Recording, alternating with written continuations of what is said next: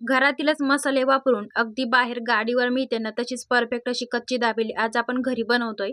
यासाठी ना गॅसवरती तव्यावरती टाकायचं आहे तेल आणि त्यामध्ये मिरची पावडर टाकून भाजलेले शेंगदाण्याची साल काढून शेंगदाणे यामध्ये परतून घ्यायचे आहेत ते काढून घेऊया।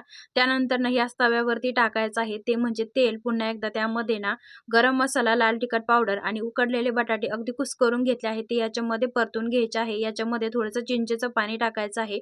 थोडंसं पाणी टाकून चवीनुसार मीठ टाकून आणि कोथिंबीर टाकून छान असं परतून घ्यायचं आहे। आता त्यानंतर ना हा सर्व मसाला तयार झालेला आहे एका प्लेटीमध्ये काढून घेऊया। त्यानंतर ना तयार केलेल्या सारणावरती डाळिंबाचे दाणे आणि त्यानंतर शेंगदाणे टाकून घ्यायचे आहेत। इथे चौकोनी पाव घेतलेला आहे। पावला थोडीशी हिरवी चटणी आणि चिंचेची चटणी लावून घ्यायची आहे आणि त्यानंतर ना हे सर्व सारण किंवा हे मिश्रण यामध्ये भरून घ्यायचं आहे।